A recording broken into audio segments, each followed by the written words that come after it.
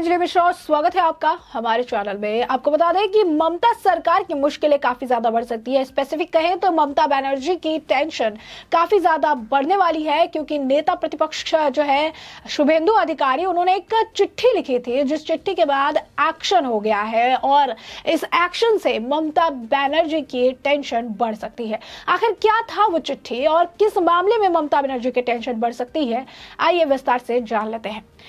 पहले से ही शिक्षक भर्ती घोटाला यानी एसएससी घोटाला, फिर कोयला तस्करी घोटाले, आवास योजना घोटाले में फंसी पश्चिम बंगाल सरकार की मुश्किलें अब कम होने का नाम नहीं ले रही है, क्योंकि एक के बाद एक इनके सारे घोटाले लोगों के सामने उजागर होते नजर आ रहे हैं। इन घोटालों के बाद अब एक नया घोटाले का मामला सामने आया है। अब मिड डे मील मामले में भी सरकार को बड़ा झटका लगा है। विधानसभा में विपक्ष के नेता शुभेंदु अधिकारी की ओर से मिड डे मील की शिकायतों को लेकर भेजी गई चिट्ठी पर कार्रवाई होने वाली है। जी हाँ, बिल्कुल सही सुना आपने। जिस तरीके से शुभेंदु अधिकारी ने इस पूरे मामले को लेकर चिट्ठी लिखी थी, अब उस मुद्दे को लेकर कार्रवाई होने वाली है।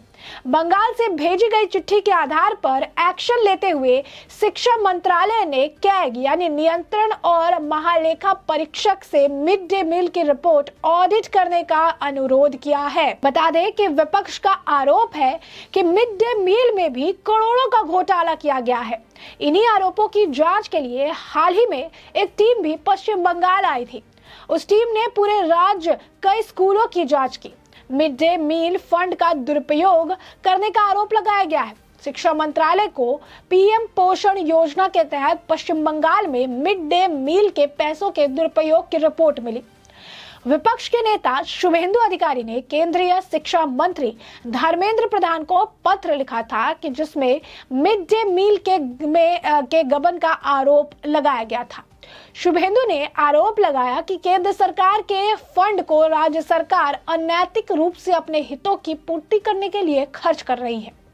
इसके बाद पैनल के सदस्यों ने राज्य का दौरा भी किया। बता दें आपको 500 से ज्यादा शिकायतें मिली हुई थी। सूत्रों की माने तो पश्चिम बंगाल के 500 से अधिक स्कूलों से मिड डे मील को लेकर शिकायत शिक्षा मंत्रालय में जमा हुई थी। शिकायतों की जांच के लिए मंत्रालय ने एक पैनल भी भेजा था, लेकिन फिर चिट्ठी मिलने के बाद मंत्रालय ने नियंत्रण और महालेखा परीक्षण यानी कैग से मिड डे मील ऑडिट कराने का अनुरोध किया है। मंत्रालय ने अपने फैसले की घोषणा करते हुए कहा कि वह कैग के ऑडिट के आधार पर आवश्यक कार्रवाई करेंगे। बता दें आपको, बोक्तुई पीड़िता को दिए गए मिड डे मील के पैसे भी दिए गए। शुभेंदु अधिकारी ने आरोप लगाया था कि बोक्तुई हत्याकांड के परिवारों को राज्य सरकार से जो पैसे दिए गए वो मिड डे मील के पैसे हैं। शुभेंदु से पहले यह बीजेपी के वीरभूम संगठनिक जिले के अध्यक्ष ध्रुव शाह ने फेसबुक पर ऐसा सनसनीखेज आरोप लगाते हुए पोस्ट किया था। ध्रुव शाह ने भी इसकी जांच की मांग की थी। उन्होंने मामले को लेकर कलकत्ता हाई कोर्ट जाने की धमकी तक दे दी थी। वहीं वीरभूम जिला तृणमूल उपाध्यक्ष मलय मुखोपाध्याय ने कहा कि पंचायत चुनाव से पहले बीजेपी पंचायत चुनाव से पहले इस मुद्दे को उठा रही है। वहीं आपको बता दें कि टीएमसी के ऊपर फंड का गबन करने का भी आरोप है। विपक्ष के नेता शुभेंदु अधिकारी की ओर से शिक्षा मंत्री धर्मेंद्र प्रधान को लिखे एक पत्र के बाद संयुक्त समीक्षा मिशन किया गया। इसमें टीएमसी सरकार के मिड डे मील फंड का दुरुपयोग करने का आरोप लगाया गया था। 13 जनवरी को मंत्रालय ने मिड डे मील मामले की जांच करने के लिए एक संयुक्त समीक्षा मिशन यानी JRM की स्थापना की, जिसका काम जिला स्तरीय समिति की बैठकें आयोजित मिड डे मील में गड़बड़ी की जांच करना चाहिए। अब ऐसे में आप देखिए किस तरीके से मिड डे मील में भी घोटाले का आरोप जो है पश्चिम बंगाल की सरकार पर लगाया जा रहा है। अब इसे लेकर जो है आपको बता दें कि मंत्रालय अब एक्शन में आ चुका है। स्वास्थ्य मंत्रालय का भी एक्शन देखने के लिए मिल रहा है, जिस तरीके से ये आरोप लगाए जा रहे हैं, क्योंकि 500 से ज्यादा जो शिकायतें हैं वो मिली है मंत्रालय को। तो ये मंत्रालय के लिए भी है कि इतनी सारी चिट्ठियां, क्योंकि पूरे पश्चिम बंगाल से आपको बता दें कि 500 से अधिक स्कूलों से मिड डे मील को लेकर शिकायत शिक्षा मंत्रालय को दी गई है और यही कारण है कि अब शिक्षा मंत्रालय इसे लेकर एक्टिव हो चुका है। धर्मेंद्र प्रधान जो जहां पर इस पूरे मामले की जांच करने के लिए जो है मिड डे मील को लेकर कुछ और भेजना चाह रहे थे, एक अलग टीम गठन करने के लिए भेज रहे थे, वो अब कैग को भेज रहे हैं ताकि वहां की जो पूरी सिस्टम है, जिस तरीके से ये काम कर रहा है, उसको ऑडिट करके लेकर आए और उसमें जो भी रिस्पॉन्स निकल कर आएगा उस बेसिस पर कार्रवाई करने की भी बात कही जा रही है। तो शिकायतों की जांच के लिए जो है ये एक्शन देखने के लिए मिला। शुभेंदु अधिकारी का पत्र था, उसके बाद 500 अलग शिकायतें थी और उन सभी पर संज्ञान लेते हुए कैग की टीम को भेजने का फैसला किया गया है और साथ ही साथ ऑडिट के बेसिस पर जो है आपको बता दें कि एक्शन जो है लेने की बात कही गई है। तो ये मिड डे मील जो है इनके गले का फांस बन सकता है। बता दें मिड डे मील की घोषणा में जिस तरीके से उन्होंने नॉन वेज को भी इंक्लूड किया था, यानी अंडे, चिकन, फिश को भी हाल ही फिलहाल में ममता बनर्जी ने इंक्लूड किया था, जिसके बाद बीजेपी इस मुद्दे पर कह रही थी कि इसका जो टाइम पीरियड है उसे अप्रैल तक का रखा गया, यानी कहा गया कि अप्रैल से मई तक ही इसको रखा जाएगा। इसके बाद देखने के लिए मिलेगा कि इसे आगे बढ़ाया जाएगा कि नहीं। आपको बता दें यही समय है जब पंचायती चुनाव होते हैं और बीजेपी का आरोप था कि यहाँ पर भी ममता बनर्जी जो है राजनीति कर रही है, मिड डे मील में भी वो राजनीति कर रही है, क्योंकि ऐसे वक्त तक इसको चला रही है ताकि जो है इससे पंचायत चुनाव में उन्हें लाभ मिल सके।